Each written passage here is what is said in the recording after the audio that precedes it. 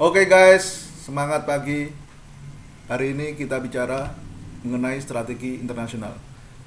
Selamat datang di Inspiratif Channel Doni Indradi. Perkenalkan, saya Doni Indradi. Saya akan membahas mengenai manajemen strategi internasional. Yuk kita lihat video berikut ini.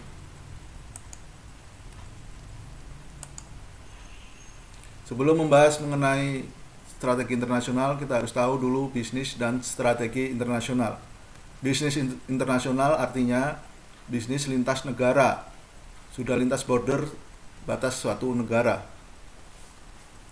Kemudian strategi internasional adalah bagaimana cara kita untuk memenangkan pasar internasional, pasar-pasar di luar negeri. Lantas gimana metodenya atau cara-caranya? Yuk kita lihat.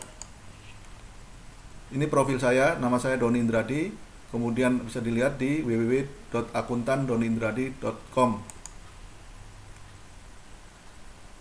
Sebelum melihat mengenai metodenya, sekarang kita lihat dulu motivasinya kenapa kita harus melakukan strategi internasional. Yang pertama adalah teori pasar tidak sempurna. Artinya di sini semua negara mempunyai kekhasan suatu produk tersendiri dan di situ muncul peluang. Peluang apa? Peluang bagi kita perusahaan-perusahaan yang berada di luar untuk masuk ke dalam suatu negara. Sehingga terjadilah pasar yang sempurna. Kemudian adanya teori keunggulan komparatif, di mana teori tersebut menunjukkan bahwa harus ada spesialisasi produk yang kita punya untuk bisa masuk ke dalam strategi internasional. Ketiga, adanya teori siklus produk. Teori tersebut adalah menunjukkan bahwa siklus perusahaan sudah harus berada pada posisi mature atau matang di sini, sehingga kita bisa melakukan strategi internasional untuk meluaskan pasar kita di luar negeri. Oke. Berikutnya metode go internasional. Pertama bisa jadi kita dengan ekspor. Jadi kita kirim barang kita atau produk kita ke luar negeri. Kedua adalah dengan memberikan lisensi, artinya teknologi kita sudahlah sangat canggih sehingga kita bisa menjual lisensi-lisensi tersebut hingga ke luar negeri. Ketiga adalah franchising, artinya manajemen kita dan produk kita sangat terkenal sehingga kita tidak perlu membuka cabang di luar negeri, cukuplah dimiliki oleh orang-orang lain, tetapi franchise manajemen dan semuanya itu dari kita. Untuk manajemennya mungkin bisa dari masing-masing, tetapi mereka cukup memberi franchise kita. Kemudian yang keempat adalah kontrak manajemen.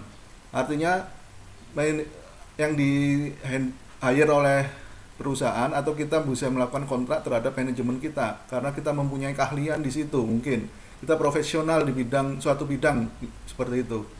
Kemudian ada yang kelima adalah kontrak manufaktur. Artinya kita bisa mendirikan suatu produksi, pabrikasi dan lain-lain di suatu negara. Kemudian yang keenam adalah investasi langsung. Investasi langsung artinya bisa jadi kita melihat ke dalam suatu negara, kita lihat apa yang mereka butuhkan, kemudian kita menerjemahkannya dalam suatu bisnis, kemudian kita melakukan investasi di negara tersebut. Yang ketujuh adalah patungan. Dalam hal ini mungkin kerjasama operasi. Artinya untuk misalnya dalam suatu proyek, biasanya pembangunan suatu jembatan atau yang nilainya triliunan, maka untuk mendapatkan proyek tersebut harus menggandeng perusahaan lokal atau perusahaan dalam suatu negara tersebut. Maka kita harus melakukan kerjasama operasi. Yang ke-8 adalah pembukaan cabang. Ini sedikit berbeda dengan franchising tadi. Kalau pembukaan cabang manajemennya kita, kemudian kita yang punya. Kalau franchising manajemennya mungkin by orang lain, tetapi dia membeli lisensi kita, produk-produk lisensi kita. Kemudian operasi global. Di sini berarti bahwa produk kita sudah go internasional sehingga kita sudah siap untuk menjelajah ke berbagai negara. Kemudian investasi portofolio. Artinya di sini kita bisa melakukan investasi di pasar keuangan, saham, kemudian obligasi dan lain-lain. Untuk melakukan strategi go internasional, kita harus melihat antara adaptasi lokal dengan spesialisasi terhadap biaya. Apabila biaya kita sudahlah sangat sebagai cost leadership, maka kemudian adaptasinya ke dalam suatu negara adalah sangat rendah, maka strategi yang kita gunakan adalah strategi global. Tetapi apabila kita adalah cost leadership, sedangkan kita susah untuk melakukan adaptasi terhadap, masih ada hambatan-hambatan terhadap suatu negara, maka kita gunakan strategi transnasional. Di sini kita pertentangkan antara produknya, kemudian kita pertentangkan efisiensinya dan juga terhadap biayanya tersebut. Kemudian strategi multi domestik dipakai apabila kita bukanlah sebagai cost leadership, kemudian adaptasi lokalnya terhadap suatu negara sangat tinggi, memakai strategi multi domestik. Kita harus menciptakan spesialisasi produk dan cost leadership tersebut. Kemudian bagaimana cara menuju bisnis internasional? Tidak secara ujuk-ujuk bisa dibentuk bisnis internasional, harus ada research and development. Bentuk dulu tim globalnya, kemudian tentukan bisnis apa yang akan kita masuki, analisa pasarnya, analisa pesaingnya, dan analisa lain-lainnya. Kemudian kita memeriksa strategi inti apa yang akan kita lakukan. Kemudian pilih berapa negara atau pilih negara mana yang akan kita tuju.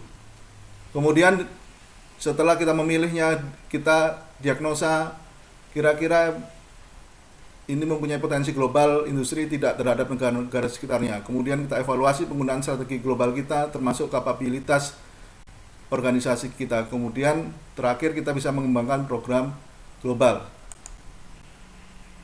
Demikian presentasi dari saya. Semoga kita sehat selalu, tetap semangat. Wassalamualaikum warahmatullahi wabarakatuh.